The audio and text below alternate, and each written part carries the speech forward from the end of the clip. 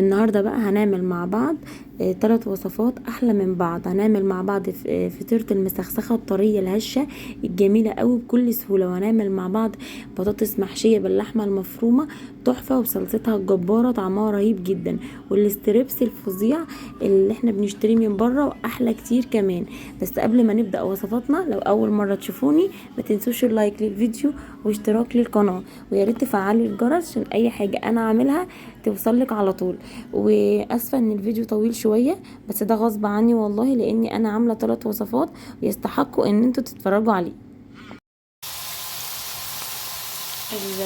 البصله اهي هعملها اول حاجه عشان اعمل اللحمه المفرومه بتاعتي اللي اعمل بيها الوصفات اللي انا هعملها النهارده.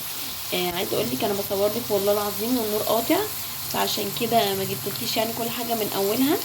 بس هي هنسيب البصله بقى تتدبل مع بعضها على ما احنا نكون عملنا حاجه تانية ونشوف هنكمل الوصفه ازاي. هنا لما لقيت البصله خلاص اتشوحت معايا، رحت نازله بقى باللحمه على طول. زي ما قلت لكم النور قاطع، فانا معلش البصله اتقطعت مني كتير شويه، لاني طبعا مش عاملاها في الكبه، وانا لما بعملها على ايدي بتطلع كبيره شويه. تمام.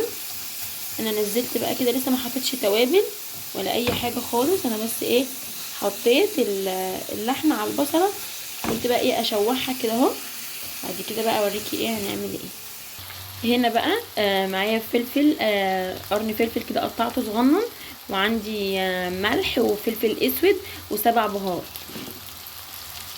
انا ما بحبش اضيف اي اضافات تانية على اللحمه غير الفلفل الاسود و7 بهارات والملح. ممكن اديها رشه كده صغيره من جوز الطيب برضو، بتديها طعم حلو قوي. لو مش متوفر عندك خلاص انا هحط عشان هي متوفره عندي. انا ضفت لها جوز الطيب خلاص كده، وهي خلاص استوت معايا. اقلب بس جوز الطيب فيها عشان يعني كلها كده اهو، بعد كده بقى اطفي عليها ونكمل بقى بقيه وصفتنا. انتوا متخيلين يعني انا بعمل لكم الاكل ده كله في الضلمه؟ خلاص ما بقيتش اعرف اعمل اي اكل من غير ما اوريه لكم ولا اصوره لكم واشارككم معايا فيه وتشوفوا كل تفاصيله. بجد بقيتوا حاجه مهمه قوي في حياتي واساسيه، يعني لازم ان انا اوريكم كل حاجه بتحصل. انا دلوقتي واقفه كده يعني في الضلمه ومشغله بس الكشاف بتاع الموبايل، هو اللي مديكوا الضوء ده، بس هو عشان انا حاطاه في قلب الطاسه على طول، فانتوا حاسين ان في نور. بس طبعا بقى ماسكه بايد وبصور وبعمل بايد، شويه تعب شويه، بس عشان خاطركم مفيش اي تعب ولا في اي حاجه خالص، انتوا تأمروني بكده. خلاص اللحمه بتاعتنا استوت، هنركنها بقى على بعض مع بعض يعني كده على جنب، ونكمل بقى الوصفه. انا بقى كده خلاص ظبطت الملح بتاع الفلفل بتاع اللحمه المفرومه بتاعي، وخلاص طفيت عليها. دلوقتي بقى هنعمل اللي اسمها البطاطس المحشيه. تمام، احنا ما عملناش قبل كده مع بعض. بصوا انا جبتها بالحجم ده، بصوا عامله ازاي صغيره. انا بحبها الحجم الصغير ده، مش بحب الحجم الكبير. ممكن تحبيها باللي انت عايزاه، بس انا ده حلو عشان يبقى على قد الاكله كده لذيذ. قشرتها وخلاص. هنا بقى هاخد حته كده من هنا اللي هي دي، عشان دي هقور منها، والناحيه دي برضه اخد حته بسيطه بس نعمل قاعده للبطاطس بتاعتنا. وهنقورها بقى زي ما بنقور البتنجان عادي جدا بمنتهى السهوله، بس يا ريت ما ترفعيهاش قوي عشان يبقى فيها لحم مع اللحمه كده وتبقى حلوه. تمام اهي. ولو واحده اتعملت منك ولا اتخرمت منك عادي، مش اي مشكله، احشيها. بس هقور معاكي كده واحده او اتنين عشان تشوفي التقويره من جوه بتكون عامله ازاي. تقدري ترفعي براحتك، بس انا قصدي يعني مش اللي هي تبقى رقيقه جدا، عشان يبقى فيها لحمه وطعم البطاطس. انا عن نفسي اصلا مش بحبها تخينه. بس انا قورتها اهي بمنتهى السهوله.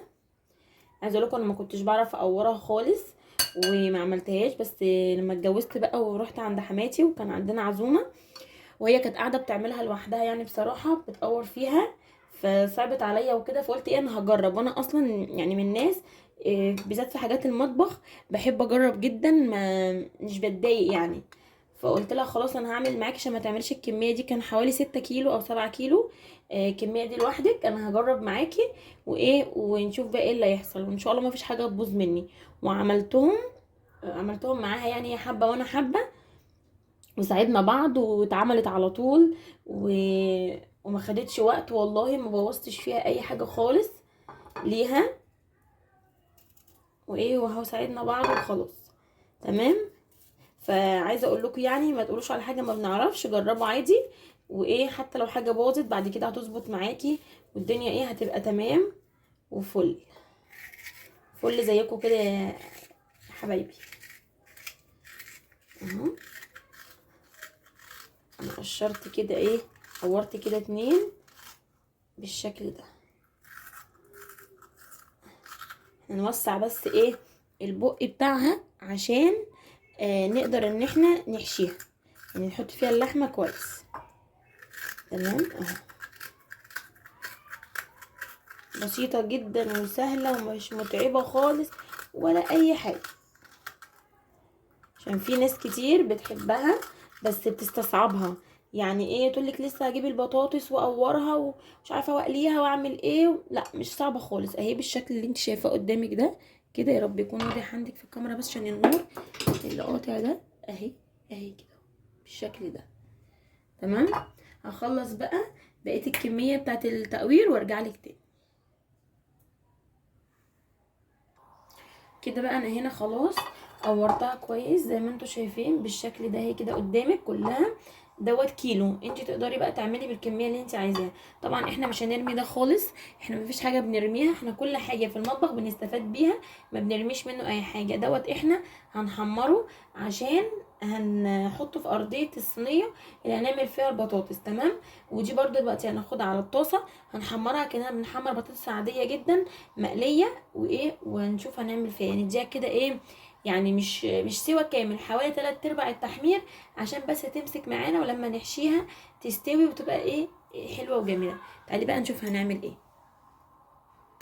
كده خلاص الزيت بتاعي سخن كويس، نحط بقى البطاطس كده نرصها فيه بمنتهى البساطه.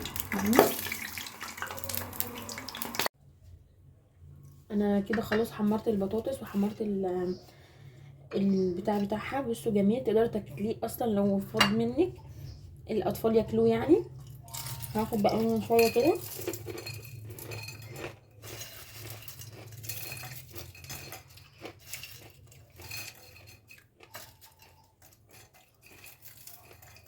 ونحطها تحت البطاطس.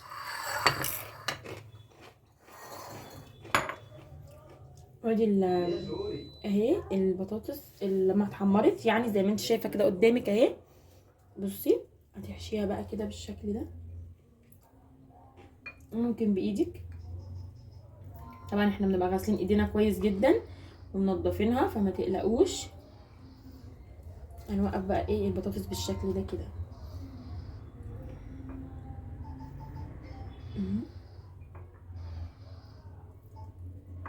بصي نمليها بطاطس كده اهو بالشكل اللي قدامك ده كده، توقفيها كده جنبها.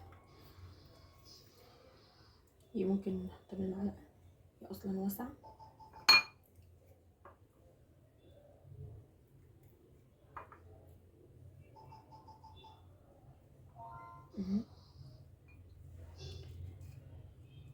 كده اهو. هخلص بقى بقيه الحشوه وارجع لك.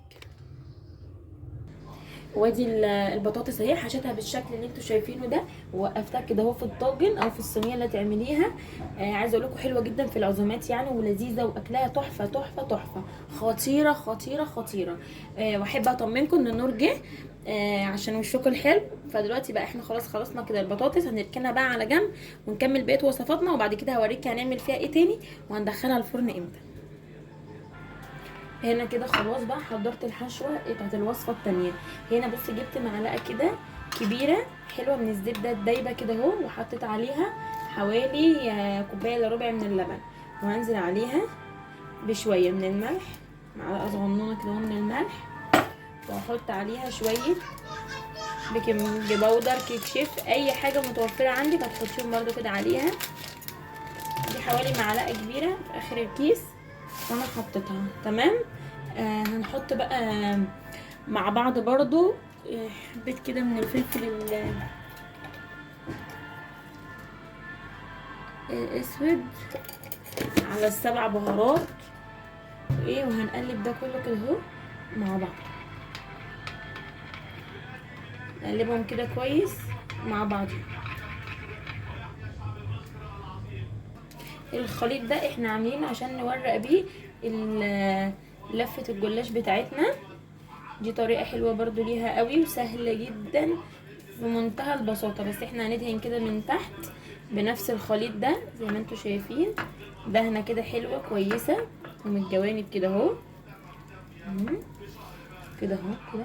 نحط بقى الفرشة تاني، هنجيب بقى اللفة بتاعتنا كده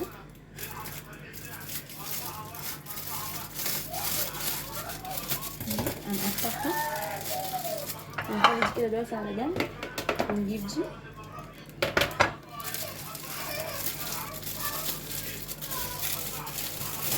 ونحطها هنا كده اهو. هقولك دلوقتي هنعمل ايه. بصي اهي لفه الجلاشه اهي زي ما هي كده، هنقطعها كده اهو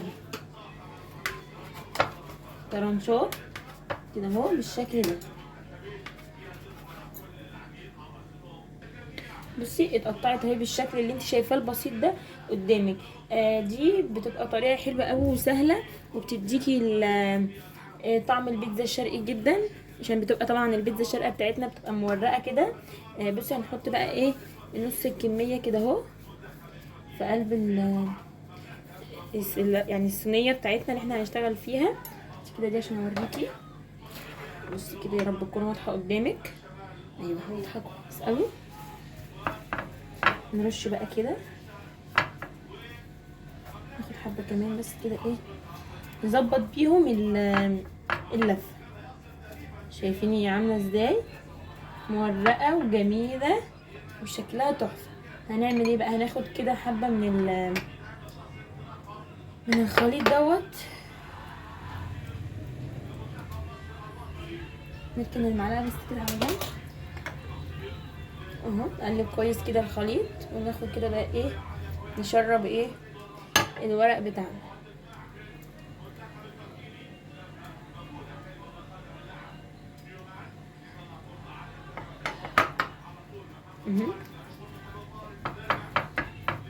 هي ايه اول ما الورقه بتلمسها خلاص بتتظبط معاكي. اوكي كده اعملي بنفس الخطوات وهتنبهري بجد حقيقي بالنتيجه، فظيعه ورهيبه قوي قوي قوي. تمام، خطيره خطيره يعني.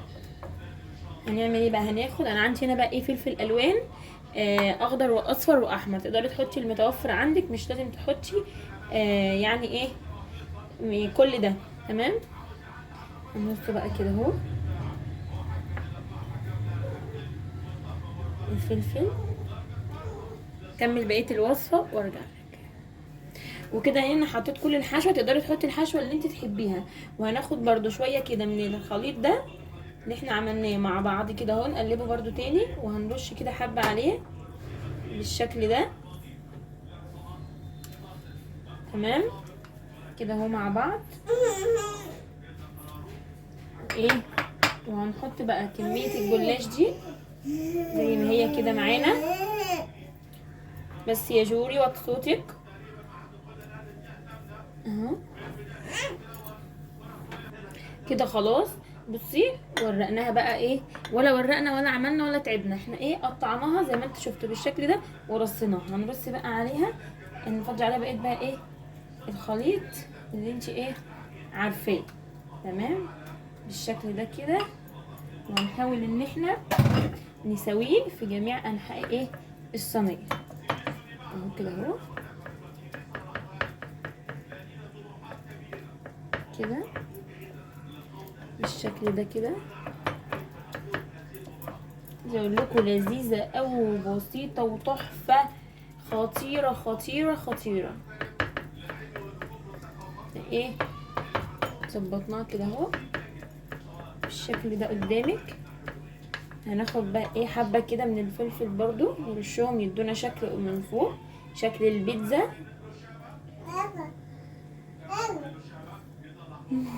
مورا انتي جميله جميله يا لولي. وهنحط برضو واحدتين كده ايه من الزيتون اهو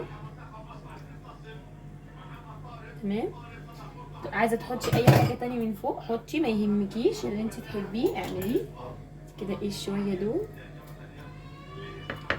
تمام. اهم حاجه بس نكون شربنا ايه الخليط بتاعنا ده كويس عشان يبقى يعني حلو ويطلع معاكي طعم. هنحط بقى الايه الموتزاريلا بتاعتنا بالكميه اللي انت تحبيها. ممكن تحطي رومي مبشور، ممكن تحطي شيدر، ممكن تحطي اي جبن عندك تمام. تحطي ايه اللي يعجبك وترتاحي فيه. وتقدري تغيري الحشوه برده مش شرط تكون لحمه مفرومه، بس انا عشان كنت عاملاها للبطاطس زي ما شفتي فحبيت ان انا ايه اعملها يعني بحشوه واحده عشان اسهل على نفسي. وكمان انا بقالي كتير ما عملتهاش باللحمه المفرومه، عملتها كذا مره معاكم بالبسطرمه وعملتها بالفراخ. بتخيلي لسه مصورتلكوش اللي بالفراخ ما نزلتهاش، كان عملتها بالفراخ برده تحفه قوي لذيذه وبسيطه منتهى الجمال تمام. احنا كده خلاص بقى حطينا الجبنه الموتزاريلا على الصينيه بتاعتنا. هنركنها بقى على جنب. انا بستخدم نوع الحمد برضو مش عارفه يعني مش بجيب اي لون كيس، انا الكيس اللي بلاقيه موجود بشتريه تمام عشان الناس اللي بتسال يعني تبقى عارفه. هركنها بقى على جنب وهنكمل بقيه ايه وصفتنا. دلوقتي بقى على ما الصلصه بتاعت البطاطس تتعمل تغلي يعني مع بعضها. لسه ما حطيتلهاش توابل وعاملها طبعا قدامكم، بس انا حطيتها بس على النار. هنا عندي بصل بودر، توم بودر، 7 بهارات، توابل فراخ، ملح، بابريكا، فلفل اسود تمام. جوه الخلطه دي هنعمل بيها الستريبس بتاعنا. هنعمل الستريبس مع بعض بطريقه سهله جدا وبسيطه ونتيجه روعه. هنا عندي بصلايه مبشوره وعليها حوالي نص كوبايه كده من اللبن تمام. احط بقى التوابل دي كلها كده عليها اهي وهقلبها كلها كويس مع بعض زي ما انتي ايه شايفه كده قدامك تمام. التتبيله دي يا جماعه رهيبه وحلوه قوي وما تقلقيش من البصل. انا هوريكي الستريبس هيبقى عامل ازاي. هيبقى تحفه وبسيط جدا جدا جدا وهيعجبك قوي. خطير خطير خطير تمام.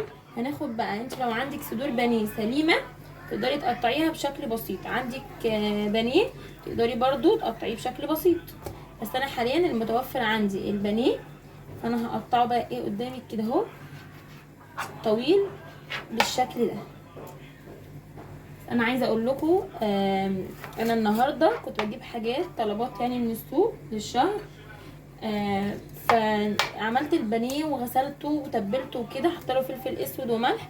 بس انا بدل ما احطه في التلاجة عشان ايه اعمله وقت الغدا رحت حطاه في الفريزر نسيت خالص تمام من كتر بقى ايه مجهود بقى وقله نوم وما كنتش نمت.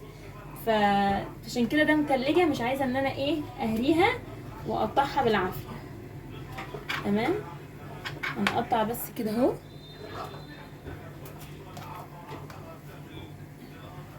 بالشكل ده. نقطعه ايه طويل كده اهو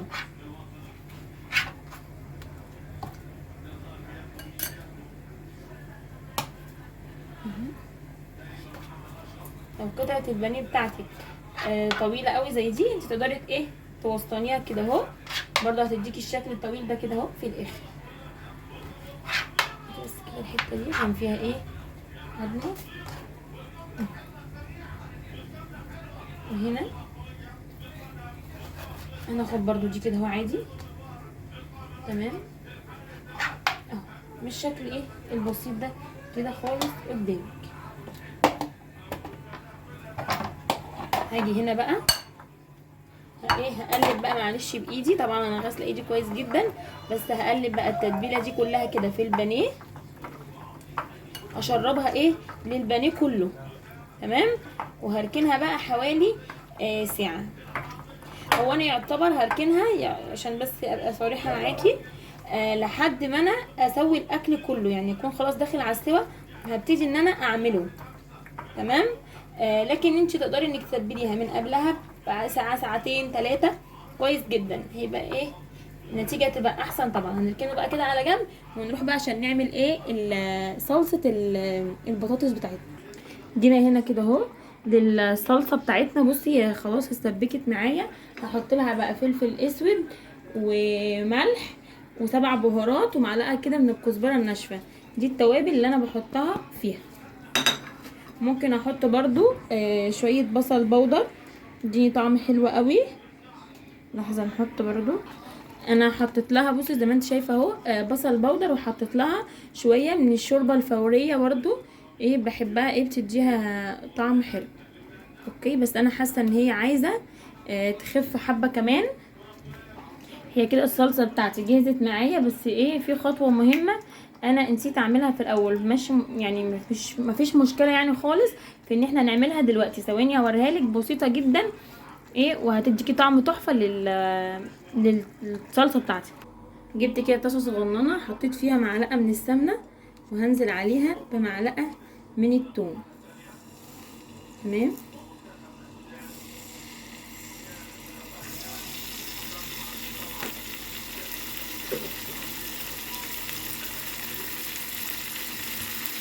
حمرها بقى كويس جدا التومه مع السمنه كده. وعلى فكره انا الصلصه دي كده يعتبر عاملاها ببصل وبثوم، واوقات كتير بعملها من غير حاجه خالص، تبقى برضو تحفه وجميله. بس الثوم بيزودها نكهه حلوه بصراحه، وبتبقى حلوه قوي كده في الطعم، بتبقى خطيره. التوميه اهي بصي بقت ذهبي خالص وجميله وبسيطه. هنطشها بقى على الصلصه اهي بقى. بصي ننزل بيها كده.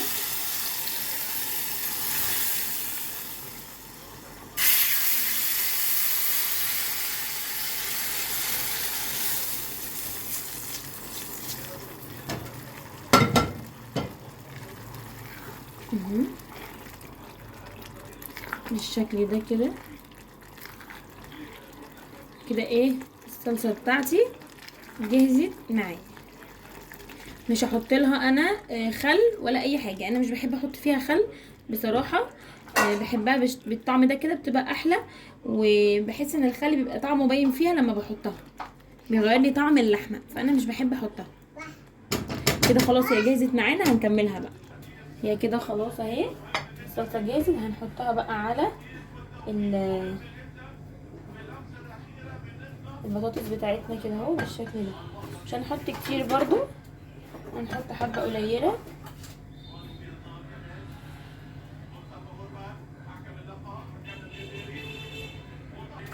هي خلاص كده جهزت معايا، حطيت لها كده بقى كويسه. هدخلها بقى الفرن هي والفطيره المسخسخه اللي احنا عملناها معانا، اللي هي بالجلاش اللي احنا قطعناه يعني. وبعد كده بقى نرجع نكمل الاستريبس بتاعنا. هنا بقى هنعمل الخلطه بتاعت الاستريبس بتاعنا.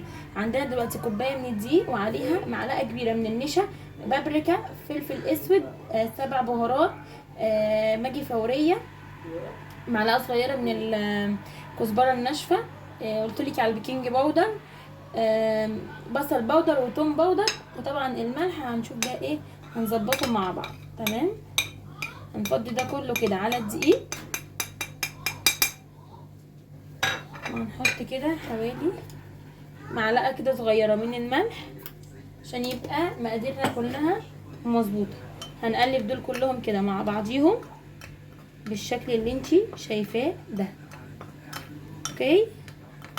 ممكن تقدري تضيفي شطه عشان انتي يعني لو بتحبيه حار، بس انا طبعا مش هضيف عشان جويريه بتاكل معانا منه يعني، فهخليه ايه بيض. اوكي. الخلطه دي خطيره. هنيجي هنا بقى هنحط عليها ايه معلقه من الكاتشب. تمام. معلقه كبيره كده حلوه. هتنبهري بالطعم. وهناخد بقى الميه بتاعتنا للعجنه. نحط شويه كده من الازازه اهو، واوريكي قوامه هيبقى عامل ازاي في الاخر. بصي كده بقى ايه الخلطه تبقى بالشكل ده بالظبط. تمام، دوبناها كويس جدا جدا جدا. وايه طبعا الميه حسب العجن ما ياخد معاكي. اوكي، وهنا بقى الدقيق بتاعنا ومعاه نشا. حطيت كده كوبايه من الدقيق وعليها معلقتين كبار من النشا. هاخد بقى الستريبس بتاعي ده كده اهو في الخليط على طول. الخليط احطه كده اهو، نصفي كده كويس من الخليط وايه ونبدره معانا. اوكي، خليه كده اهو طويل. ويا ريت بقى ايه نحطه في حاجه واسعه، بلاش نلزقه على بعضه عشان ايه ما يعملش منك، ما يتلزقش كله في بعضه يعني. وتبصي تلاقي الطبقه اللي من فوق دي اتشالت. ولو انت طبعا حاسه ان انت لما تعملي في زوايد كده في الدقيق، افركيها بايدك وافرديها واعملي تاني، بيديكي حلو يعني، اثار حلوه قوي في الاستريبس، والشكل اللي هو بيبقى زي بتاع بره بالظبط. اوكي، انا طبعا مولعه النار، حاطه الطاسه فيها زيت حلو يعني غزير كده، ويبقى مغطي لي الاستريبس بتاعي عشان يبقى مظبوط. نكمل بقى تتبيله وارجع لك. بصي انا كده ما عملتش الكميه كلها، انا عملت على قد ما هناكل بس. تقدري انت بقى لو هتعملي الخطوه دي تكتري في الكميه وتجهزيه وتشيليه. عايزه اقول لك تحفه جدا، ويبقى سهل عليكي ويوفر عليكي حاجات كتير. انا بعد ما اقلي هجهز ده وهعبيه في طبق وهشيله في الفريزر واوريهولك، هيبقى برده شكله حلو، وفي نفس الوقت تيجي تستخدميه تطلعيه على طول. دلوقتي بقى احنا هنروح على الطاسه عشان ايه نقليه في الزيت. وهنا كده اهو انا حطيته في الزيت هيتحمر بقى، مش هقلبه ولا اي حاجه غير لما اتاكد ان القشره مسكت نفسها، عشان لو انت حركتيه وهو لسه طري كده اهو هتبصي تلاقيها فكت منك خالص. وخصوصا ان انا ما حطيتوش في التلاجة، انت تقدري بقى تحطيه في التلاجة او في الفريزر حوالي نص ساعه، اللي هو بس القشره تمسك فيه الطبقه الخارجيه يعني الكفر دوت ايه هيبقى معاكي تمام. عشان انا مستعجله فما عرفتش اعمل الخطوه دي، بس انت اعمليها. اوكي، هيتقلي بقى واوريكي شكله هيبقى عامل ازاي. وادي كده شكل الاكل بعد ما خرج من الفرن، والاستريبس اهو زي ما انتم شايفين. نقطع الصينيه بتاعتنا كده بالشكل البسيط ده. بصي بتتقطع معايا اهي بمنتهى السهوله. تمام، الفطيره دي تحفه وخطيره خطيره خطيره، تعجبك قوي لو جربتيها. صدقيني مش هتندمي، انت هتندمي لو ما جربتيهاش. اديني بصي خرطتها اهي معاكي. اوكي، هنطلعها دلوقتي في الاطباق، بس عايزه اوريكي الاستريبس. بصي من جوه مستوي، بتقطع معايا في منتهى السهوله وبسيط جدا ولذيذ قوي، طعمه خرافه. وادي البطاطس برضو بتاعتنا، بصي شكلها عامل ازاي، جميله جدا. بس هي سخنه قوي عشان كده انا مش عارفه اعملها، بس دلوقتي اغرفه واوريهولك. وكده اهو كان شكل سفرتنا النهارده. عايزه اقول لكم الاكل كله خطير خطير، طعمه جميل جدا وروعه. والله لو جربتيه بنفس الطريقه دي هيعجبك قوي. وعملت لك اهو كذا وصفه في فيديو واحد، تقدري ان انت تنفذيها لو في عزايم لو في اي حاجه. يعني الاكله دي كلها تحفه، وتقدري تعملي معاها كمان حاجه تاني لو يعني عزومه. لو ما فيش عزومه تقدري تكتفي بدول، تحفه جدا ما شاء الله رهيب. ان شاء الله تكون الوصفه عجبتك، الوصفات بقى وتكون سهله وسريعه بالنسبه لك. وان شاء الله اشوفك في فيديو جديد بوصفات جديده. باي باي.